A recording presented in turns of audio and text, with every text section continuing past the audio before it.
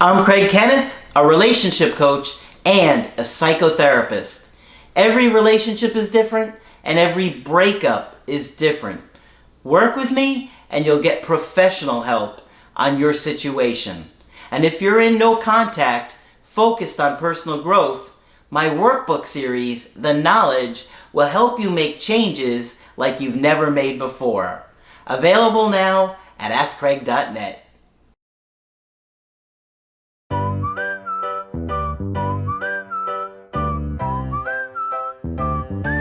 Hi there, I'm Coach Craig Kenneth. I'm Coach Margaret. And today we're going to be talking about narcissistic and borderline personality disorder. Okay.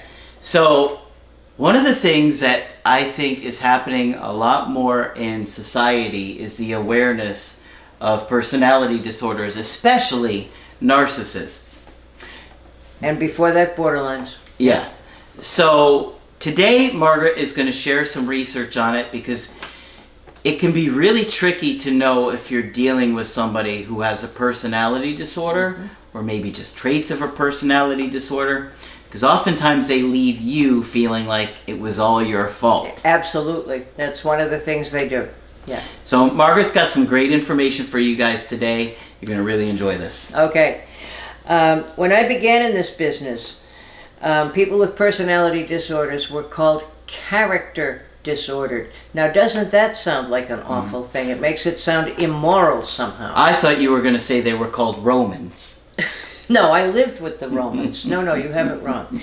But anyway, they were called character disorders, and therapists didn't want to deal with them. They felt they couldn't change, they weren't open to therapy, and so forth and so on. Thank the Lord, we have gotten way beyond that now. When we, as a field, have begun to understand that the origin of these personality disorders is early life. Yes. Okay? And as we have become more and more aware of that, we have done better and better at treating these folks. And we do much better at it now, although I still hear highly trained therapists saying, oh, I can't deal with borderlines. And I always want to say, then find another profession, will you? We have to deal with borderlines. They're out there. Recently, a whole lot of research has been done on narcissistic personality also.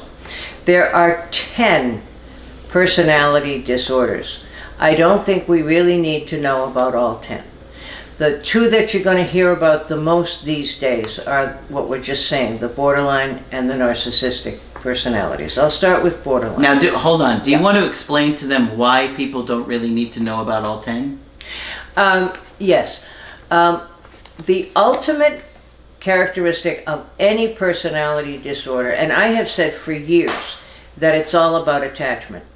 And apparently I was right. I wasn't sure I was right, but it's all about attachment. If you understand borderline personalities, the rest are just a variation on the theme. And as I have taught it to the people I have supervised over the years, that's how I approach it. We learn about borderline personality first, and then the others are just a list of other sort of predominant traits that they have. The ultimate underlying issue for anybody with a personality disorder is around attachment. They desperately want attachment, want to be in a relationship, but if they get into a relationship that's steady and predictable and they've never seen a relationship like that before. And believe me, they haven't. No, they haven't. They become overwhelmed and push the person away. Okay? I really want to be in a relationship with you. This has been just great, but I have to go do something else now, and my mother's mad at me, so I'm going to let you go, with more or less drama. Okay? And then people are devastated because they do eventually get some sense that they've pushed away a good thing. Okay? I had a borderline person say to me one time, sometimes when people reach out to me, I don't know if they're punching me or trying to help me. That tells you how she grew up, doesn't it? That her parents both punched her and helped her. Why would she be confused? Okay?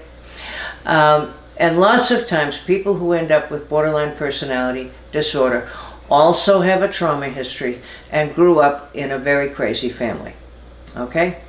So the criteria to diagnose somebody with borderline personality disorder are that they desperately want relationships. They have terrible abandonment fears, which can feed right into anxious attachment style. If they get with a nice person, nice guy, most people who are diagnosed borderline are women, but there are borderline men, I learned in the prison system. Yeah. But we'll talk about it in regards to women for convenience sake right now. Most of these people have a trauma history, and when they get with a really nice guy, they don't know what to do. Okay? Feels awkward. Yes. They keep waiting for the other shoe to drop. They don't feel like they deserve it. They don't know how to handle it. And so they will find a way to push this nice guy away. And they will become enraged at some slight. All right? The underlying cry of the borderline to anybody they break up with or anyone who tries to help them is that nobody has taken good enough care of me. In my head, I was thinking that. Yes, good. You've learned I that. know Margaret well enough to know where we're going. Yeah. You didn't take good enough care of me. You didn't take good enough care of me. And I'm thinking of a particular case I dealt with relatively recently. And it was a borderline woman who was dating a really nice man. Mm-hmm. And they went to the beach. And the woman was worried about getting a sunburn. And he said, well, don't worry. I'll make sure that you're covered up enough. And I don't want you to get a sunburn. She got a sunburn. Promptly broke up with him. He didn't take good enough care of her. Wow. That's a particularly clear example. It's not always that clear. Yeah. And many times, borderlines are often considered to be obnoxious people because they get really angry, again, at people who don't take care of them. I've had a couple of clients who would become enraged with doctors' offices. Okay, if there was a difficulty with scheduling or something, they would get into this incredible rage because doctors are supposed to take care of you. And one more time, when they didn't get the appointment they wanted as soon as they wanted, somebody was failing to take good enough care of them. I've also known a couple of borderlines who become enraged with wait staff in a restaurant. How basic that is. They're supposed to feed me, and they're not taking good enough care of me. And their potatoes were lumpy. Mm-hmm. Okay? Borderlines also have a tendency to idealize a person as all good and wonderful and perfect. And then, at the least little thing, when they don't take good enough care of the borderline, they dismiss them totally as being evil people. It's black or white. You're good or bad. There's no gray. There's nothing in between. And most of us are a mix of good and bad. None of us is perfect. And they can't handle that. You're either all good or all bad. A borderline client will come to see a therapist, and at the end of the first session, you're the best therapist I've ever had. Nobody ever helped me this much in all the 50 years I've been in therapy. Okay? 3 weeks later, you're the worst therapist I have ever had. I'm going to go back to my other therapist. She used to lend me money and you haven't. I'm not going to either because I'm going to have good boundaries with you because you don't have those either. Okay? So think about all the things, if you still remember that one I did on growing up in a crazy family. Oftentimes your boundaries are violated when you're little so that you have little way of saying no to people or protecting yourself physically or emotionally. And so not having good boundaries is another thing that comes up with borderlines.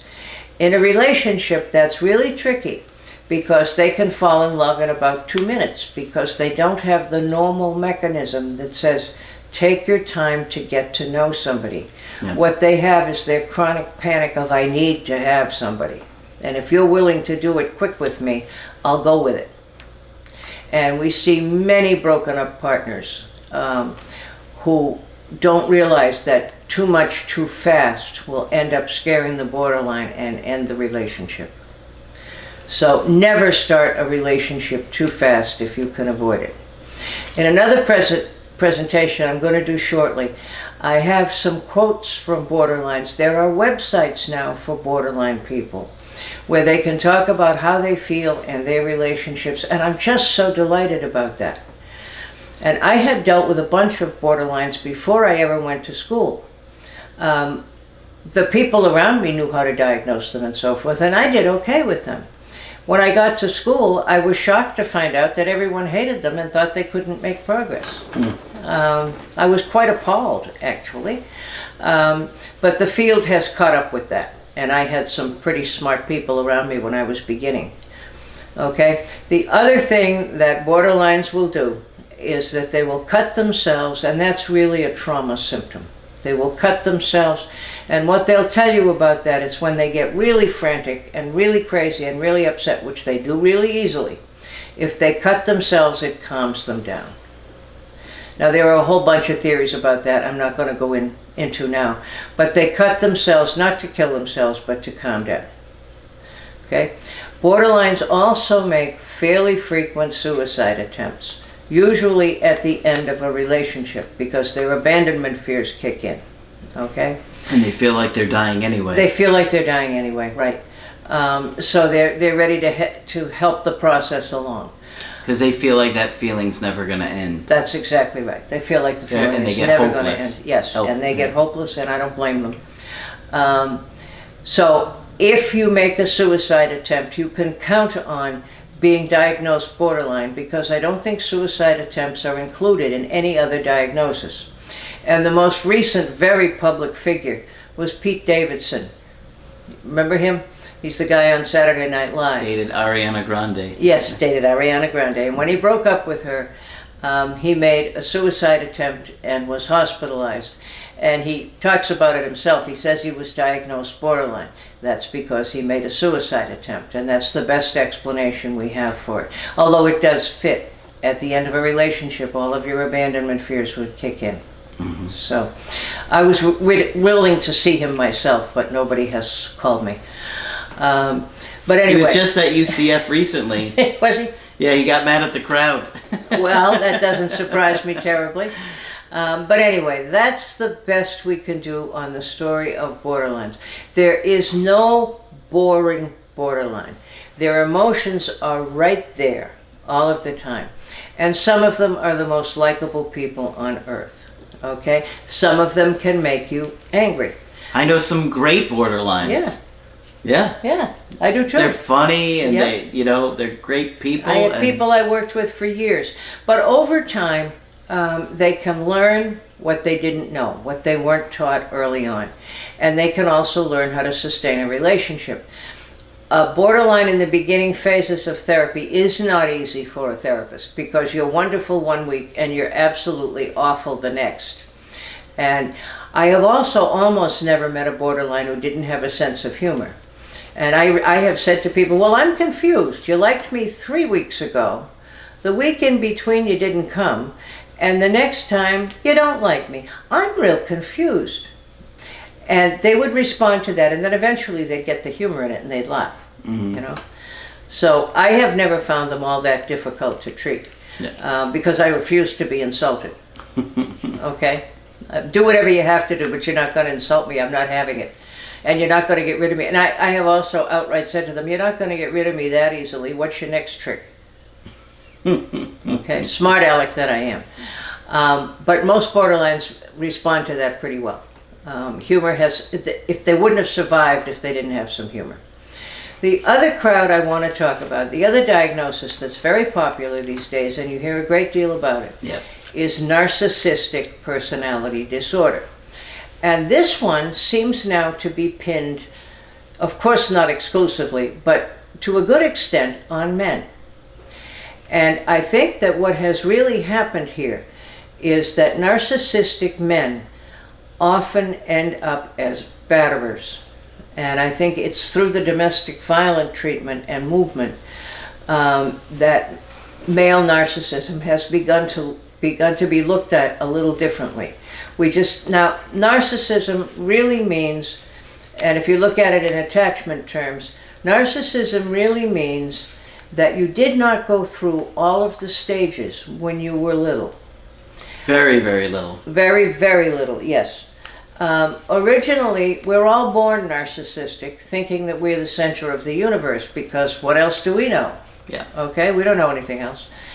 But eventually, we begin to fall in love with the people, particularly the one person who takes care of us the most. It's not always mother, but very often it is. And that would happen somewhere in your first year of life, believe it or not. Yeah. And because infants are so helpless, we're totally helpless on being taken care of. If we cry enough times and nobody comes, we kind of give up on counting on anybody, okay? Or trusting anybody. So the baby who is doomed to be a narcissist doesn't fall in love with their caretaker, which is the first time we begin to care about somebody else. Yeah. Okay? So that part is missing for them. So they're totally self-focused because they have given up on other people at that alarmingly young age. So as they go to do business in the world, they're not concerned with other people's feelings. And the true narcissist only has one subject, and I bet you can guess what that is. Can you guess what that is? Themselves. Me. Me. There used to be an ad-on that I absolutely loved. I forget what it was even an ad for. But the guy would say, I'm this, I'm that, I'm the other thing. And then he gets finished and he says to the girl, well, now enough about me. What do you think about me? Now there's your perfect narcissist, Yeah. right? What's come to be associated with narcissists is what we're calling gaslighting. And I'm amazed. Everybody seems to know the term gaslighting right now, and that's helpful. That's good. Yeah. And gaslighting means, it's based on an old movie that I watched when I was pretty young, so it's been around a long time. And it was about a guy who was trying to get his wife committed. We don't have long-term hospitals anymore, but we did back then. He was trying to get his wife committed, and to do that, he was trying to persuade her that she was crazy. So he would do things, make things happen, ring the phone, knock at the door, do all kind of crazy stuff. And then he would tell her that what she was reporting to him never happened, in an effort to make her look and feel really crazy. Mm-hmm. But now some of And there was something to do with the gas light on the stove, right? Yeah. Yes, the name of the movie was Gaslighting. Yeah, that's where it came from. Yeah. And you know, before we had electricity, there were lights on the wall that had gas ducts. Believe it or not. It was probably a bit dangerous, I would think. But anyway, the term has come from that movie. And you see it particularly in domestic violence cases. There can be a terrible fight where the guy really hurts the woman, and the next day he says to her, I don't know what you're talking about. I don't remember any of that. That didn't happen. Where did you ever get that? Okay? So it's questioning your partner's reality. Now, certainly there are narcissistic women. I'm just saying that a lot of the research lately has been done on narcissistic men. There are narcissistic women, of course, and one of the things that seems to be a popular subject now around narcissistic women is what they call covert narcissistic women. Mm-hmm. That would be a mother who looks like a very involved mother, usually with her daughter, takes her daughter everywhere, takes great care of her daughter, etc., etc. But when the daughter grows up, guess what happens? Mom won't let her go and will sabotage her ability to move away from her and go out and have her own life. Comes up at that point. So at this point, we've revisited narcissism around men, and I think particularly domestic violence. And women have gotten together and discussed what it's like to have a narcissistic mother. And it ends up in a separation struggle. Okay? And there are websites for all of this. There were some pioneering books written about narcissistic mothers many years ago. So some people had figured it out before it got popular, but now it's popular. If you grew up in a crazy family, it is not easy to manage in the world at all, no. Let alone in relationships. And if you really think about it, yeah. What would it take for an infant not to fall in love with its mother? Right. Think about how much neglect that would have to be. That's right. It's so extreme It's because painful. they naturally Yeah. want you. They want to bond with you. They want to be picked up. They want to be held. They're hardwired to want it. Yeah. And they need it. And to turn on all the lights in their brain, they need it. They have to be stimulated and talked to and all of those things. So you're talking pretty extreme neglect. But you know, you think of a woman from the dysfunctional family who has 6 children and is being evicted and all the kind of crazy stuff that can happen. You can see how it happens.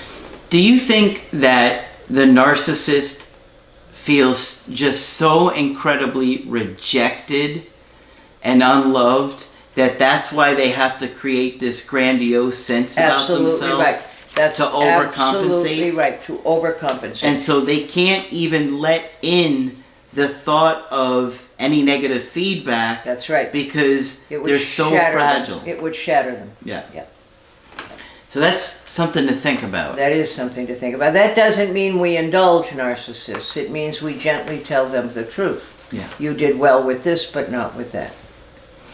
But it's a severe condition, so is borderline. It can get you in a lot of trouble, Yep. particularly in relationships. And you know, here's where there are narcissists who are, of course, avoidant to some extent because they really don't care all that much about other people, but they need relationships so that they can have constant adulation. They want to hear that they're wonderful. They want to hear that they're appreciated. They want to hear that they're loved, no matter how many awful things they do. Wow. Okay? Okay. Yeah. So that information can be a bit overwhelming, but you can always go back and watch a video a few times. But what they to used to process say, that these people can't change, is absolutely not true. And when we began to look at it in terms of attachment and object relations theory, which is how infants grow and form relationships, we've gotten better at it. Okay? All right. So there's hope always. Put a like on this video for Margaret and all of her incredible research, and this comes from her personal experience. This is from my personal experience, yeah. Because I would often take these cases when nobody else would. You would see that if you worked locally with Margaret, everybody drops the hard cases on Margaret. Still to this day, yeah. I can't do Are you anything saying with... that I do that, Margaret? Yes. I do. There are a lot of times when I see something really serious going on, I want to get you in with Margaret too, and I'll tell you that because I know that her level of experience is just phenomenal. And With some things. Yeah. well, I've yet to see anything you're not phenomenal with, Margaret. Yeah. All right. So if you want to get our help personally, just go to my website, askcraig.net, sign up for the coaching option that works best for you. I do email coaching and I do Skype. Margaret is available for Skype coaching. Yes, if you feel that I can be helpful, feel free to contact me. I'd love to talk with you. Just click on Margaret on the top of the website to do that. But that's it for this video. I'm Coach Craig Kenneth. I'm Coach Margaret. And we will talk with you soon.